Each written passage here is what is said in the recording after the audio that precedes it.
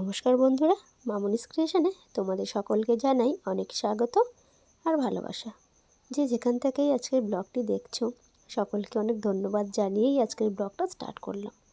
কেমন আছো তোমরা সবাই? আশা করছি তোমরা সবাই খুব ভালো আছো এবং সুস্থ আছো। আমি আমার পরিবারের সবাই বেশ ভালো আছি এবং সুস্থ আছি। আজ সকালটা শুরু হলো আমার এই পুচকিকে নিয়ে। সকাল সকাল দেখো ঘুম থেকে উঠেই পড়েছে পিমনির কোলে, বসে বসে দুষ্টুমি করেই চলেছে। দেখো মুখটা দেখে কেউ বলবে না যে ও দুষ্টুমি করছিল।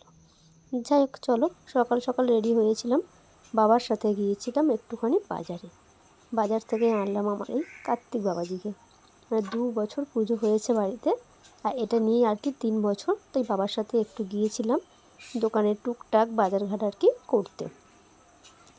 যাই হোক, বাড়িতে ফিরে এসেছি। এসেই দেখো আমি আর রিঙ্কু দুজনে মিলে ঘরটাকে পুরোটাই মানে যতটা পেরেছি আর কি দুজনে মিলে একদম পরিষ্কার করেছি। মানে পরিষ্কারই টিপটপই থাকে, তার মধ্যেও পুজোর দিন তো আর একটু অন্যরকমভাবে না একটু গুছালে আর কি মনটা আর কি শান্তি হয় না। যাই হোক, চলো দুটো ঘর গুছিয়ে নিয়েছি। আর এখানে দেখো ডাইনিংটাকেও সুন্দর করে গুছিয়েছি, টেবিলটাকে এক সাইডে দিয়ে এই জায়গাটাকে বেছেছি পুজোটা আর কি করার জন্য। যাই হোক, চলো মা চাপিয়েছে রান্না, যাই সেখান দিয়ে একটু ঘুরে আসি। দেখো এসে দেখলাম মা রান্না চাপিয়েছে। আজ সকালের টিফিন জলখাবার তো হয়ে গিয়েছে, আর এখন দুপুরে রান্না বান্না হচ্ছে। আজকের ওর মায়ের উপোস, ওর মা তো খাবে না। আর আজ আমাদের রান্নার মেনুতে ছিল ডাল, আলু ভাজা, আর ছিল ক্যাপসিকাম, আলু, টমেটো দিয়ে পনিরের তরকারি। দেখো ডালটা তো হয়ে গিয়েছে, আর তারপর দেখো এখানে আলু ভাজা বসিয়েছে মা, পনিরগুলোকে ভেজে গরম জলের মধ্যে দিয়েছিল। এখানে তো পনিরের জন্য সবজি সব কষানো হয়ে গিয়েছিল, তারপর পনিরটাকে দিয়ে একটু গরম জল দিয়ে দিল। আর তারপর দেখো বলল তুই পনিরটাকে দেখ, আমি আসছি। আমি ভাবলাম যে আমাকে রান্নাতে বসিয়ে দিয়ে মা গেলটা কোথায়।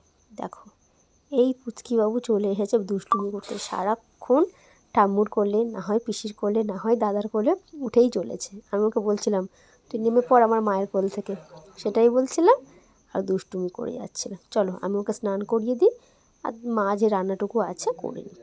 দেখো স্নান টান করে আমাদের এই ফুলটুসিবাবু চুপচাপ শুয়ে আছে। ভালো গো, খুবই দুষ্টুমি একদমই করে না। একটু খিদে পেলে যে একটু টিটি করে, তারপর আবার একটু খাইয়ে দিলে একদম শান্ত। তারপর খাওয়া দাওয়া করে রেস্ট করলাম, তারপর চলে আসলাম পুজোর কাজকর্ম করতে। দেখো ওখানে 5 রকম সবজি কেটে নিয়েছি ভাজার জন্য, আর এখানে হবে খিচুড়ি, লাবড়া আর আলুর দম। তার জন্যই সব রকম সবজি মা দুপুরবেলায় আর কি কেটে রেখেছিল, তার সাথে সাথে আমিও অল্প একটু কেটেছি। আমি পুচকুটাকে নিয়ে একটু বেশি ছিলাম, মা আর রিঙ্কু দুজনে মিলে আর কি কেটে রেখেছে। রান্নাটা চাপিয়ে দিই। তেমন লোকজন নয়, অল্প কয়েকজনকেই বলেছে, পাশাপাশি যে দিদিরা আন্টিরা থাকে তাদেরকেই বলেছে। প্রথম বছর অনেক লোকজন বলেছিল, অনেক আত্মীয় স্বজন এসেছিলো, একটু বড় করেই অনুষ্ঠানটা আর কি করেছিল। যাই হোক, রিঙ্কু ওদিকে ঠাকুরের যে ফল প্রসাদগুলো হবে সেগুলোর জোগাড়জান্তি করছে, আর আমি এইদিকে ভাজাভুজিই বসিয়েছি। কাছাকাছি নিয়েছি দুটো ওভেন, একটাতে 5 রকম সবজিটা ভাজছিলাম, আর একদিকে মানে আলুর দমের জন্য আলুটাকে ভাজতে দিয়েছিলাম। আলুটাকে ভেজে নিয়েছি। এখানে আমার আলু ভাজাটা প্রায় কমপ্লিট হয়ে এসেছে, আর ওই দিকের কড়াইতে মানে উপরের কড়াইতে আর কি ঠাকুরের জন্য আর কি সবজি ভাজা হচ্ছে। এখানে দেখো আলুর দমটা আমার আলু ভাজা হয়ে গিয়েছে, আর এখানে আলুর দমের জন্য আর কি সব রকম মশলাটা কি কষাতে দিয়েছিলাম। জানো তো আলুর দমটা না খুব সুন্দর হয়েছিল। আমি এর আগে এতগুলো আলুর দম একসাথে করিনি, মানে করেছিলাম একা একা করিনি, সাথে বাবা ছিল করেছিলাম, কিন্তু এইবারের আলুর দমটা একদমই আমি একাই করেছি, মানে কেউই ছিল না। বাবাও খেয়ে বলছে যে আলুর দমটা খুব সুন্দর হয়েছে। কেন বলো তো বললাম, আমার বাবা না ভীষণ সুন্দর রান্না করে, আর ভীষণ সুন্দর খাবারের আর কি স্বাদ হয়। বাবা যখন বলেছে আলুর দমটা ভালো হয়েছে, তার মানে আলুর দমটা খুব সুন্দরই হয়েছিল। যাই হোক, আলুর দম হয়ে গিয়েছে, আর এখানে ছিল লাবড়ার জন্য সবজিগুলো ভাজছিলাম। একে একে সব সবজিগুলো ভেজে এক জায়গায় করে আমি তুলে রেখেছি।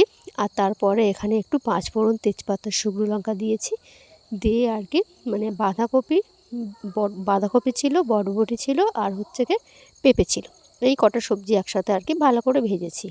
আর তারপরে দিয়েছিলাম ঝিঙেটা দিয়েও একটু নাড়াচাড়া করে তারপরে সমস্ত রকম ভেজে রাখা সবজি, যে সবজিগুলো আর কি সব ভেজে রেখেছিলাম সেইগুলো আর কি দিয়ে দিলাম।